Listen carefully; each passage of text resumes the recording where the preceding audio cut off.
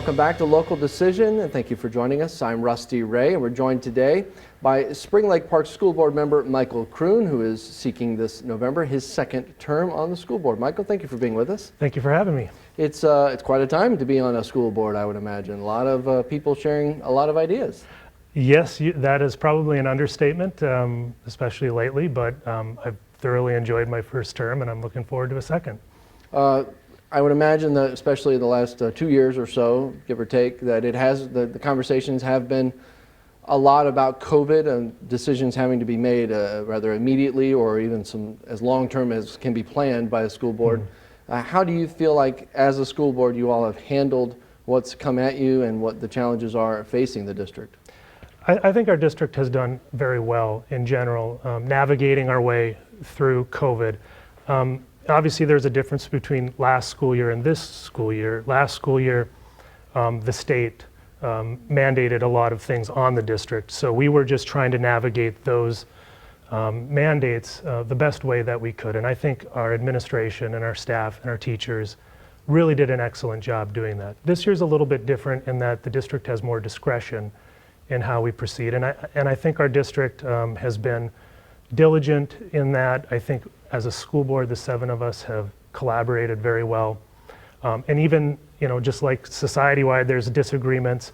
We have our disagreements internally, but we've been very respectful and collaborated well in trying to make the best decisions for the students. Do you think the size of your district and the one high school kind of model, and just by the virtue of that's the system and that's the district, and no big deal there, but Right. Do you think that has helped in those regards, in terms of it's more of a one community, it's spread over a couple of cities, but there's more of a community feel in that regard, and then easier to make these types of decisions, or maybe not so much? Well, I think that's what draws a lot of families to Spring Lake Park, is the smaller district size. So I think that's a real asset. It's a real plus. And it is spread out over the cities of Blaine, Spring Lake Park, and Fridley. But I think we do a really good job historically and currently of making it more of a community feel compared to some other districts. So as far as collaborating on the school board, I think that's a function of just having 7 really good school board members right now that have that mindset to collaborate with one another, to have everybody provide input, and to be respectful and professional with one another. As parents in the district, as a school board member, also somebody with 3 kids that were in the district, what were the challenges that you saw firsthand that your kids or you as a family were facing, given the situation around you? Yeah, thanks. That's a really important question. My family saw firsthand how distance learning was a very strong challenge. It was, my wife and I both work full-time, and our kids were very small, attending Woodcrest Elementary Spanish immersion. And my wife and I, neither one of us speak Spanish. So it was a very trying time, and we had to make a change because of that, so that our children could go to school 5 days a week. And of course that was mandated on us from the state, but it cemented in my mind how important it is to provide a secure and stable learning environment where our kids are in school, and that's very important for me, and one of the reasons why I'm running for re-election.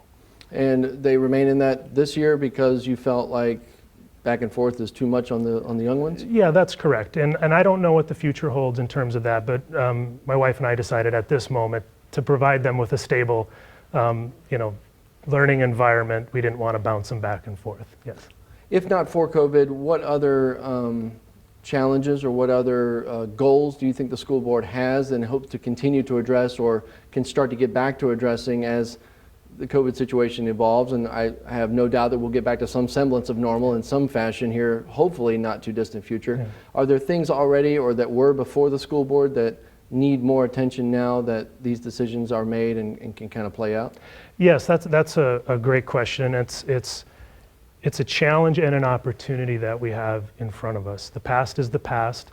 And it wasn't just my family, going back to the last question. I heard from countless families in the district and how challenging distance learning was. So keeping our kids in school, keeping them there 5 days a week is critically important. Moving ahead, our district operational plan is planning for transition out of the pandemic, and I think that's critically important. It's to provide, it's reconnecting with kids, basically. We've had a season now where kids have been terribly disrupted with the shifting learning models, distance learning, hybrid learning, in-person learning, social distancing within the classroom. It's my belief that we're now at a season where we need to reconnect with kids and give them a stable and consistent learning environment. So that's really our challenge and our opportunity going forward as we transition out of the pandemic.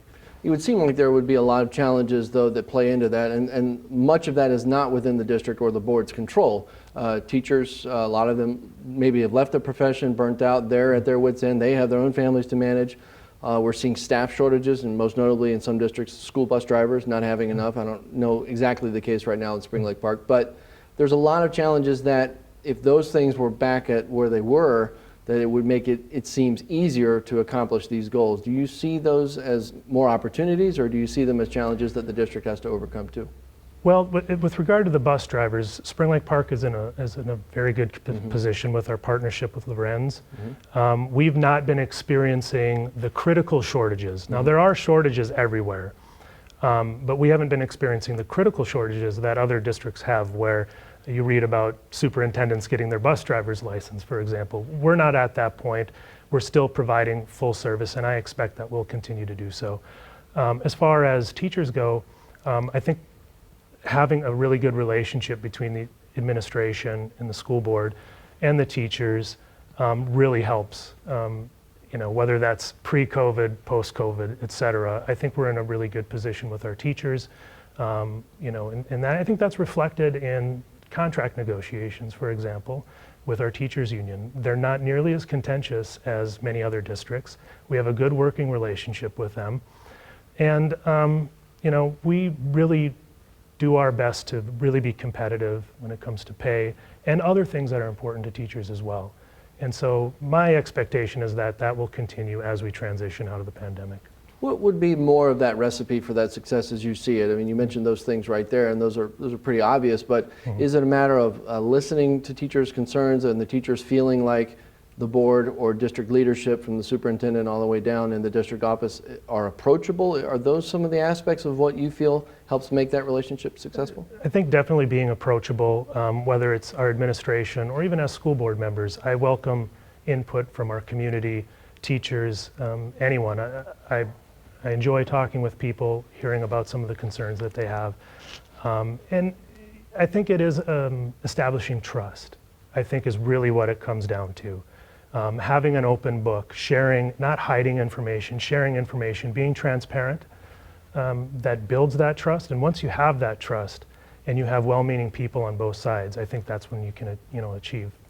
The portion of Blaine that Spring Lake Park Schools covers is the growing part of Blaine. It's really become a little more affluent perhaps than other parts of Blaine, but also tremendous development and tremendous growth in terms of not only numbers of people, but also diversity of people too. Are there real opportunities for the school district's small sliver of Blaine that you see there, and there are more ways to grow and even existing school communities to grow there? Well, in terms of the development in Blaine, that has been a challenge over the years to make sure that we have adequate school space for that growing community. I think the district has done a great job in navigating that, working with our demographer. We forecast out 10, 20 years to see where the trends are, where we're going to be. We want to be careful not to overbuild. Centerview Elementary just came online during my first term, which was greatly needed. But I think we're at a very good position right now in terms of our facilities. All of our facilities, every building has been recently constructed or upgraded.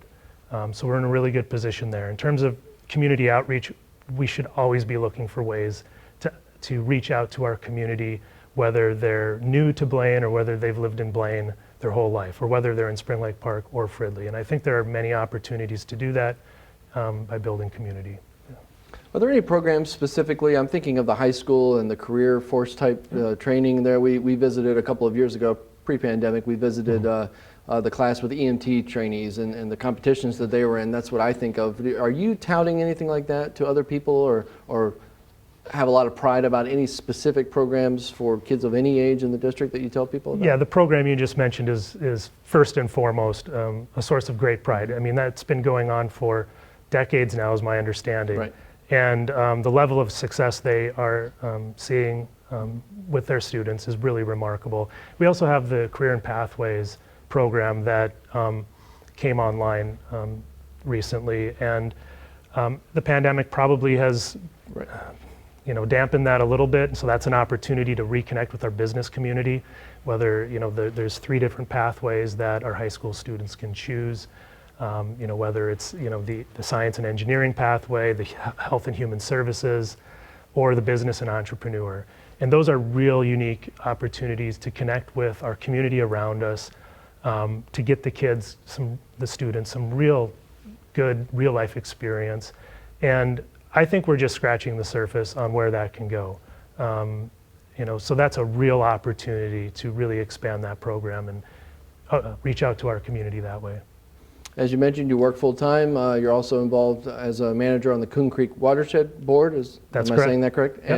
And involved in some other things, but what about being a school board member do you like the best? Among your busy life and Yeah. all the things that you're involved in and raising these kids, what is it about being a board member that you like specifically? Well, I enjoy all of the endeavors that I'm in. I think civic engagement, serving your community is critically important for the viability of a community. You have to have people that want to invest their time and energy.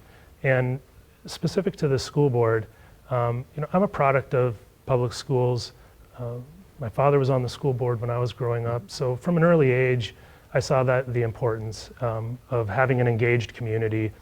And I think I have a unique skill set that I can bring to the school board. I can help out, I can be a voice, I can collaborate, I can be professional with my colleagues, and really be a positive force for our community. So that's really what drives me to run for re-election to the school board.